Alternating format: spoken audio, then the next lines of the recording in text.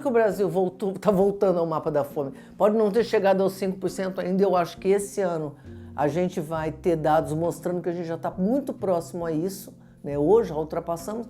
Agora, a pobreza voltou aos patamares de 2006.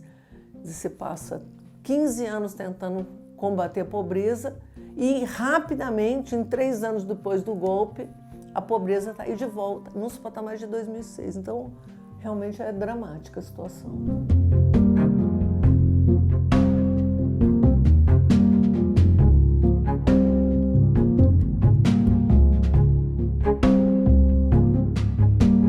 Esse governo questiona todos os dados e evidências científicas. Então, entra naquela linha, tudo que é sólido desmancha no ar, né? Então não tem desmatamento, não tem fome, naturaliza e usa redes sociais, usa informação de WhatsApp para se contrapor à evidência científica. O Brasil passou 500 anos com a população em situação de fome, era uma marca do país, e isso não acontecia porque o Brasil não tinha comida, porque o Brasil é um deserto. Isso acontecia apesar do Brasil ser um grande produtor de alimentos. O Brasil é um dos maiores produtores de alimentos do mundo desde a década de 70. Então, o governo Lula colocou a fome como uma das suas principais agendas, a principal agenda, e com isso colocou o governo e o país, né, mobilizado para combater a fome, e isso foi um dos principais elementos que nos permitiu sair do mapa da fome, segundo a própria ONU.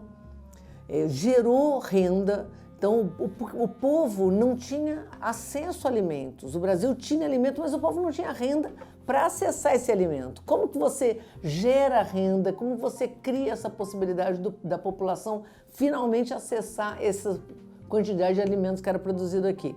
Criação de 21 milhões de empregos, melhoria do salário mínimo, construção de uma política de salário mínimo, Bolsa Família, né, inclusão produtiva, fortalecimento da agricultura familiar, merenda escolar, todas essas questões que foram apontadas pelas Nações Unidas como os fatores que determinaram o Brasil sair do mapa da fome foram por terra. A fome não só não é prioridade desse governo, como o governo diz que não tem fome. Falar que se passa fome no Brasil é uma grande mentira. Passa-se mal, não come bem, aí eu concordo. Agora, passar fome não. Você não vê gente, mesmo pobre, pelas ruas com um físico esquelético como a gente vê em alguns outros países aí pelo mundo. Você passa 13 anos construindo uma agenda de combate à fome. A fome saiu do nome do ministério, saiu da agenda, o Conceia foi destruído, as políticas de segurança alimentar e nutricional, todas elas foram eliminadas da agenda e do orçamento, né? A população pobre saiu do orçamento.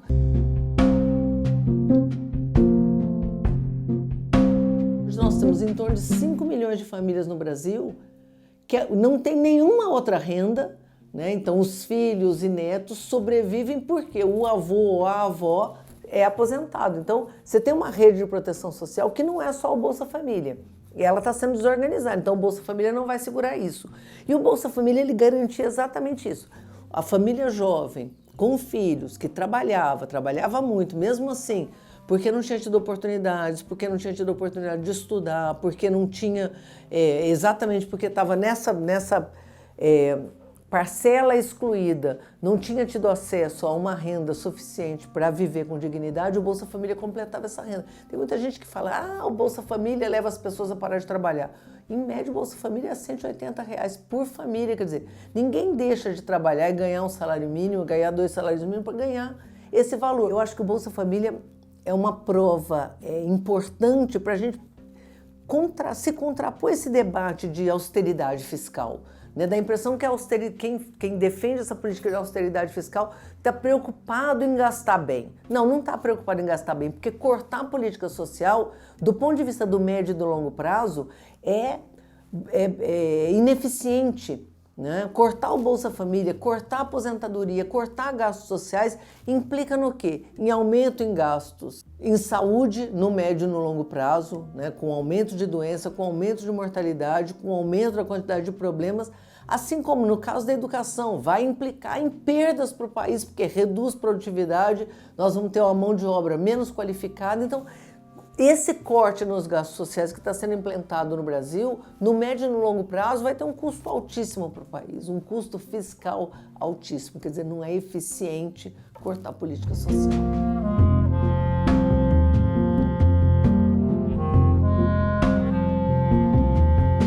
O Brasil fez uma opção ao aceitar a emenda constitucional que estabeleceu um teto nos gastos sociais, né, que é um corte por 20 anos. Nenhum país no mundo faz uma coisa dessa. Quer dizer, é exatamente no momento de crise, no momento onde o desemprego aumenta, que a população mais precisa de suporte na saúde, mais precisa de suporte na educação, mais precisa de assistência social, e o governo congelou. Qual é o impacto disso no médio e no longo prazo?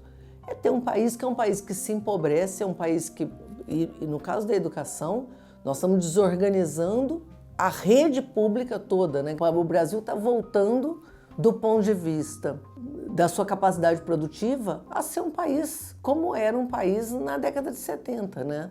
Um produtor rural, exporta commodities, certo? E importa produtos industrializados. Então estamos destruindo a nossa indústria e destruindo a capacidade de retomar a indústria, porque não vamos ter trabalhador qualificado no Brasil. Isso não é um projeto de país do ponto de vista quem está pensando em projeto de desenvolvimento. Agora é um projeto para quem?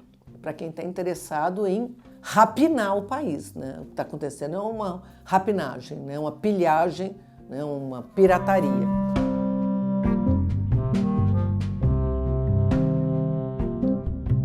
A gente viveu um momento onde o Brasil se destacava exatamente por ter alterado a postura de combate à pobreza, se colocar como protagonista nas mudanças climáticas. Então, era um orgulho ser brasileiro. Hoje, você fala, as pessoas não falam mal do Brasil porque existe um carinho muito grande pelo Brasil, né? Existe um processo de compreensão do que está acontecendo, né? Durante um período, você falava internacionalmente, né?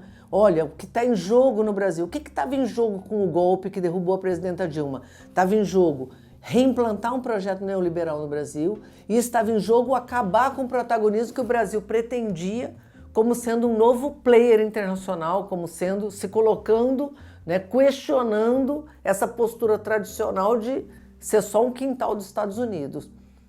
E durante um tempo as pessoas falavam, não, mas será que é isso? Não parece teoria da conspiração, de que o golpe aconteceu para reimplantar o neoliberalismo e para tirar o Brasil desse protagonismo internacional, né? E hoje as pessoas conseguem entender que foi isso realmente que aconteceu.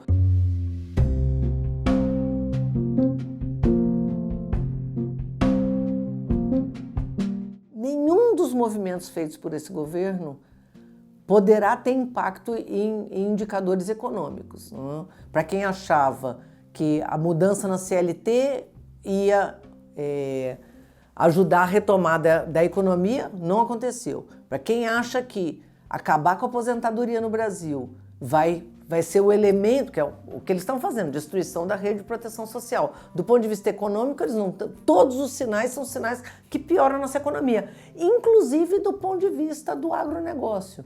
Quer dizer, mesmo do ponto de vista do agronegócio, nós estamos destruindo as nossas pontes internacionais. Por quê? Porque a nossa produção vai ser marcada como uma produção que cresce à base do desmatamento e à base da destruição da biodiversidade. O desemprego vai continuar aumentando, a perda da renda da população com um aviltamento de salários só vai levar a gente a perder capacidade de mercado interno. Se a população não vai ter como comprar, se a população aumenta o desemprego, reduz a renda, da onde vai, o que vai mover a economia? Internacionalmente não vai mover, e internamente também não. Então, eu acho que os sinais são sinais muito graves, muito graves. E esse é um governo que, uma lua de mel marcada pelo ódio, né? Teve lua de mel, teve lua de fel, né? Só ódio, ódio, ódio é o que é destilado, né? Jogando brasileiros contra brasileiros. Isso não vai levar a gente a lugar nenhum, nem do ponto de vista econômico, nem do ponto de vista social, infelizmente.